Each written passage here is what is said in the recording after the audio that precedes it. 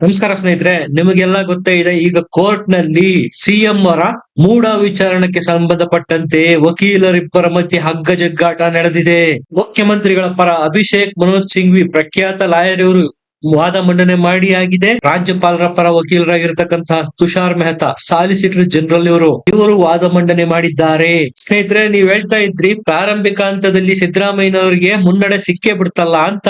ನಾನು ಆಗ್ಲೂ ಸಹ ಹೇಳಿದ್ದೆ, ಪಿಕ್ಚರ್ ಅಭಿ ಬಾಕಿ ಹೇ ಅಂದ್ರೆ ರಾಜ್ಯಪಾಲರ ಪರ ಇನ್ನು ಅವರ ವಕೀಲರು ಬ್ಯಾಟ್ ಮಾಡಿಲ್ಲ. ಇಲ್ಲೂ ದಿಗ್ಗಜರಿದ್ದಾರೆ ತುಷಾರ್ ಮೆಹ್ತಾ ಅಂತ ವಕೀಲರು.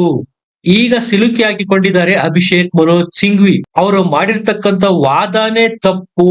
17A ಗೆ ಸಂಬಂಧಪಟ್ಟಂತೆ ಸಿಂಘ್ವಿ ಅವರ ಪಾಯಿಂಟ್ ನಿಲ್ಲೋದಿಲ್ಲ ಅಂತ ಸಕ್ಸಸ್ಫುಲ್ ಆಗಿ ವಾದ ಮಂಡನೆ ಮಾಡಿದ್ದಾರೆ ತುಷಾರ್ ಮೆಹ್ತಾ. ಈಗ ನಾನು ಅಭಿಷೇಕ್ ಮನೋಜ್ ಸಿಂಘ್ವಿ ಅವರು ಎತ್ತಿರ್ತಕ್ಕಂತ ಎರಡು ಪ್ರಮುಖ ವಿಚಾರಗಳನ್ನು ತುಷಾರ್ ಮೆಹ್ತಾರು ಯಾವ ರೀತಿ ಕೌಂಟರ್ ಕೊಟ್ರು ಅನ್ನೋದ್ರ ಬಗ್ಗೆ ಕಂಪ್ಲೀಟ್ ಮಾಹಿತಿ ಕೊಡ್ತಾ ಇದ್ದೀನಿ. ದಯಮಾಡಿ ನಮ್ಮ ಚಾನೆಲ್ ನ ಸಬ್ಸ್ಕ್ರೈಬ್ ಮಾಡಿ, ಲೈಕ್ ಮಾಡಿ, ಶೇರ್ ಮಾಡಿ. ಸ್ನೇಹಿತರೆ, ನಿಮಗೆ ಗೊತ್ತಿದೆ ಈ ಕೇಸು ಸಿದ್ದರಾಮಯ್ಯ ಅವರ ವಿರುದ್ಧ ಪ್ರಾಸಿಕ್ಯೂಷನ್ ಗೆ ಅನುಮತಿ ಕೊಟ್ಟಿರ್ತಕ್ಕಂತ ಈ ಕೇಸು ಬರೋದು 17A ಅಂಡರ್ ನಲ್ಲಿ. ಈಗ ಕ್ರಕ್ಸ್ ಆಫ್ ದ ಮ್ಯಾಟರ್ ಇರೋದು 17A ಅಂಡರ್ ನಲ್ಲಿ ರಾಜ್ಯಪಾಲರಿಗೆ ಮುಖ್ಯಮಂತ್ರಿಗಳ ವಿರುದ್ಧ ನೋಟಿಸ್ ಕೊಡುವ ಅಧಿಕಾರ ಇದೆಯಾ? ಅದು ಮನವಿ ಸಲ್ಲಿಸಿರೋರು ಯಾರು?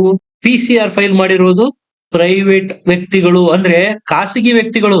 TJ ಅಬ್ರಾಹಂ ಆಗಿರ್ಬೋದು, ಪ್ರದೀಪ್ ಕುಮಾರ್ ಆಗಿರ್ಬೋದು ಮತ್ತು ಸ್ನೇಹಮಯಿ ಕೃಷ್ಣ ಆಗಿರ್ಬೋದು. ಇವರು ಯಾರು ಕರ್ನಾಟಕ ಸರ್ಕಾರದ ಅಫಿಷಿಯಲ್ ವ್ಯಕ್ತಿಗಳಲ್ಲ. ಅಂದ್ರೆ ಯಾವುದೇ ಪೊಲೀಸ್ ಅಧಿಕಾರಿ ಅಥವಾ ಸೇವೆನಲ್ಲಿರ್ತಕ್ಕಂತ ವಿಚಾರಣೆಗೆ ಸಂಬಂಧಪಟ್ಟಿರ್ತಕ್ಕಂತಹ ಕಚೇರಿಗಳಿಂದ ಪೊಲೀಸ್ ಆಗಿರ್ಬೋದು, CID ಆಗಿರ್ಬೋದು, ಲೋಕಾಯುಕ್ತ ಆಗಿರ್ಬೋದು, ಇವರು ಯಾರು ಆ ಸಂಸ್ಥೆಗಳಿಗೆ ಸಂಬಂಧಪಟ್ಟವರಲ್ಲ.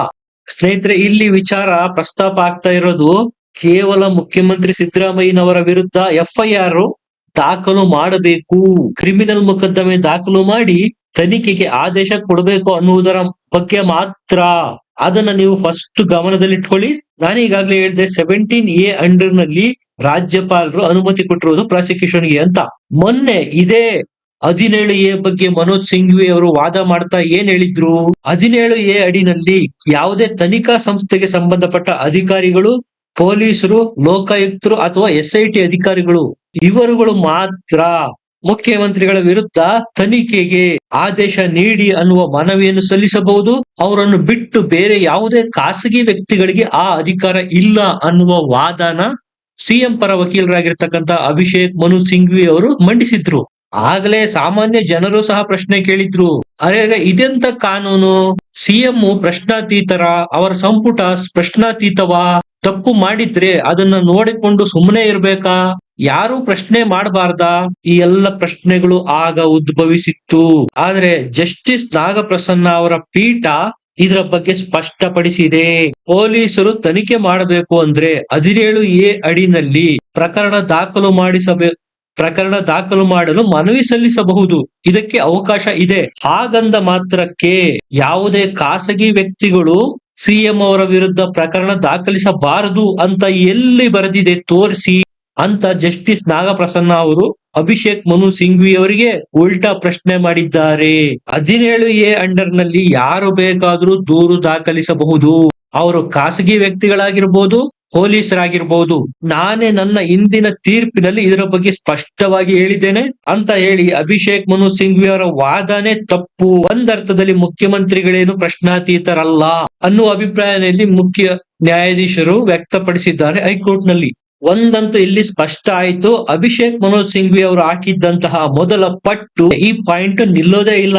ಇವತ್ತಿನ ವಾದದಲ್ಲಿ ಇನ್ನೂ ಒಂದು ವಿಚಾರ ಗಮನ ಸೆಳೆದಿದೆ. ಅದೇನಪ್ಪಾ ಅಂದ್ರೆ, ಅಭಿಷೇಕ್ ಮನೋಜ್ ಸಿಂಘ್ವಿ ಅವರು ತಾವು ವಾದ ಮಂಡನೆ ಮಾಡುವಾಗ ಏನ್ ಹೇಳಿದ್ರು? ನಮ್ಮ ಸರ್ಕಾರ 136 ಶಾಸಕರ ಬಲ ಹೊಂದಿದೆ, ಜನರಿಂದ ಆಯ್ಕೆಯಾಗಿರ್ತಕ್ಕಂಥ ಸರ್ಕಾರ, ಮುಖ್ಯಮಂತ್ರಿ ಸಿದ್ದರಾಮಯ್ಯನವರು ಮುಖ್ಯಮಂತ್ರಿಯಾಗಿ ಕಾರ್ಯನಿರ್ವಹಿಸ್ತಾ ಇದ್ದಾರೆ. ಅವರ ಸಚಿವ ಸಂಪುಟ ಸಹ ರಾಜ್ಯಪಾಲರ ಪ್ರಾಸಿಕ್ಯೂಷನ್ ಗೆ ಸಂಬಂಧಪಟ್ಟಂತೆ ನಿರ್ಧಾರ ತೆಗೆದುಕೊಂಡಿತ್ತು. ಸಂಪುಟ ಸಭೆ ಮಾಡಿ ನಿರ್ಧಾರ ತೆಗೆದುಕೊಂಡಿತ್ತು. ಆ ನಿರ್ಧಾರನ ರಾಜ್ಯಪಾಲರು ಪರಿಗಣಿಸಬೇಕಾಗಿತ್ತು. ಆದ್ರೆ ರಾಜ್ಯಪಾಲರು ಕ್ಯಾಬಿನೆಟ್ ನ ನಿರ್ಧಾರನ ಪರಿಗಣನೆ ಮಾಡೇ ಇಲ್ಲ. ಹಾಗೆ ಮಾಡೋದಕ್ಕೆ ಆಗೋದಿಲ್ಲ, ರಾಜ್ಯಪಾಲರಿಗೆ ಆ ಅಧಿಕಾರ ಇಲ್ಲ ಅನ್ನುವ ರೀತಿಯಲ್ಲಿ ಅಭಿಷೇಕ್ ಮನೋಜ್ ಸಿಂಘ್ವಿ ಅವರು ವಾದ ಮಂಡಿಸಿದ್ರು. ಸ್ನೇಹಿತರೆ, ಇಲ್ಲಿ ಕಾಮನ್ ಸೆನ್ಸ್ ಇದೆ. ಅಭಿಷೇಕ್ ಮನೋಜ್ ಸಿಂಘ್ವಿ ಅವರು ಯಾಕೆ ಈ ತರದ ಪಾಯಿಂಟ್ ನ ರೈಸ್ ಮಾಡಿದ್ರು ಅನ್ನೋದು ಸಾಮಾನ್ಯ ವ್ಯಕ್ತಿಗೂ ಸಹ ಅರ್ಥ ಆಗುತ್ತೆ. ನೀವೇ ನೋಡಿ, ಆರೋಪ ಬಂದಿರೋದು ಯಾರ ಮೇಲೆ? ಖುದ್ದು ಸಿಎಂ ಸಿದ್ದರಾಮಯ್ಯ ಅವರ ಮೇಲೆ. ಕ್ಯಾಬಿನೆಟ್ ಬರೋದು ಯಾರ ಕೈ ಕೆಳಗೆ? ಸಿಎಂ ಸಿದ್ದರಾಮಯ್ಯ ಅವರ ಕೈ ಕೆಳಗೆ. ಅಲ್ಲಿ ಆಗ್ತಕ್ಕಂತ ನಿರ್ಧಾರಗಳ ಮೇಲೆ ಯಾರ ಇನ್ಫ್ಲೂಯೆನ್ಸ್ ಇರುತ್ತೆ? ಸಾಮಾನ್ಯ, ಅದು ಎಲ್ಲರಿಗೂ ಅರ್ಥ ಆಗುತ್ತೆ, ಸಿದ್ದರಾಮಯ್ಯನವರ ಇನ್ಫ್ಲೂಯೆನ್ಸ್ ಇರುತ್ತೆ. ಈಗ ಆರೋಪ ಬಂದಿರೋದು ಯಾರ ಮೇಲೆ? ಸಿದ್ದರಾಮಯ್ಯ ಅವರ ಮೇಲೆ. ಪರಿಸ್ಥಿತಿ ಹೀಗಿರುವಾಗ ಅವರದ್ದೇ ಸಂಪುಟ, ಅವರದ್ದೇ ಸರ್ಕಾರ, ಅವರದ್ದೇ ವಿರುದ್ಧದ ಪ್ರಕರಣದಲ್ಲಿ ತೀರ್ಮಾನ ಕೈಗೊಂಡಿರೋದು ಇದು ನಿಷ್ಪಕ್ಷಪಾತವಾಗಿರುತ್ತೆ ಅಂತ ಹೆಂಗ್ ಹೇಳ್ತೀರಾ ನೀವು? ಇದು ಸಾಮಾನ್ಯನಿಗೂ ಅರ್ಥ ಆಗ್ತಕ್ಕಂತ ಸಾಮಾನ್ಯ ಸಂಗತಿ. ಇದು ಅಭಿಷೇಕ್ ಮನೋಜ್ ಸಿಂಘ್ವಿ ಅವರಿಗೆ ಯಾಕೆ ಅರ್ಥ ಆಗ್ಲಿಲ್ಲ? ಕೋರ್ಟ್ ನಲ್ಲಿ ಈ ಪಾಯಿಂಟ್ ನಿಲ್ಲೋದಿಲ್ಲ ಅಂತ ಗೊತ್ತಿದ್ರೂ ಸಹ ಇದನ್ನ ಯಾಕೆ ಪ್ರಸ್ತಾಪ ಮಾಡಿದ್ರು? ಕೋಟಿ ಕೋಟಿ ಸುರಿದು ಅಭಿಷೇಕ್ ಮನು ಸಿಂಘ್ವಿ ಅವರನ್ನ ಸಿದ್ದರಾಮಯ್ಯನವರು ಲಾಯರ್ ಆಗಿ ಅಪಾಯಿಂಟ್ ಮಾಡಿ ವಾದ ಮಂಡಿಸ್ತಾ ಇದ್ದಾರೆ. ಸ್ನೇಹಿತರೆ, ಇಲ್ಲಿ ವಿಚಾರ ಸ್ಪಷ್ಟ. ಇಲ್ಲಿ ಮ್ಯಾಟ್ರು ಮುಖ್ಯಮಂತ್ರಿಗಳಿಗೆ ಸಂಬಂಧ ಪಡದೇ ಇದ್ರೆ, ಬೇರೆ ಯಾವುದೇ ವಿಚಾರಕ್ಕೆ ಸಂಬಂಧಪಟ್ಟಿದ್ದಾಗಿದ್ರೆ, ಉದಾಹರಣೆ ಸಾರ್ವಜನಿಕ ಹಿತಾಸಕ್ತಿ ಆಗಿರ್ಬೋದು, ಆರೋಗ್ಯಕ್ಕೆ ಸಂಬಂಧಪಟ್ಟಿದ್ದಾಗಿರ್ಬೋದು, ಸಾರ್ವಜನಿಕ ಶಿಕ್ಷಣಕ್ಕೆ ಸಂಬಂಧಪಟ್ಟಿದ್ದಾಗಿರ್ಬೋದು, ಅಂತ ವಿಚಾರಗಳಲ್ಲಿ ಕ್ಯಾಬಿನೆಟ್ ತೆಗೆದುಕೊಳ್ಳುವ ನಿರ್ಧಾರನ ರಾಜ್ಯಪಾಲರು ಪರಿಗಣನೆ ಮಾಡಬೇಕು. ಇಲ್ಲಿ ಆರೋಪ ಮುಖ್ಯಮಂತ್ರಿಗಳ ವಿರುದ್ಧನೇ ಇರೋದ್ರಿಂದ ಕ್ಯಾಬಿನೆಟ್ ನಿರ್ಧಾರ ಪರಿಗಣಿಸಬೇಕು ಅನ್ನುವ ತರ್ಕದಲ್ಲಿ ಯಾವುದೇ ಅರ್ಥ ಇಲ್ಲ. ಅದಕ್ಕೆ ಈಗಾಗಲೇ ನಾಗಪ್ರಸನ್ನ ಜಸ್ಟಿಸ್ ಅವರು ಸಮರ್ಪಕವಾಗಿ ಉತ್ತರ ಕೊಟ್ಟಿದ್ದಾರೆ. ಬೇರೆ ಯಾವುದೇ ಕಾಯ್ದೆ ಕಾನೂನು ಪಾಸ್ ಮಾಡುವಾಗ ಸಂಪುಟದ ನಿರ್ಣಯಕ್ಕೆ ಮನ್ನಣೆ ಕೊಡಬೇಕಾಗಿತ್ತು ರಾಜ್ಯಪಾಲರ ಕರ್ತವ್ಯ. ಸರಿ, ಈ ಪಾಯಿಂಟ್ ನ ಒಪ್ಪಿಕೊಳ್ಳೋಣ.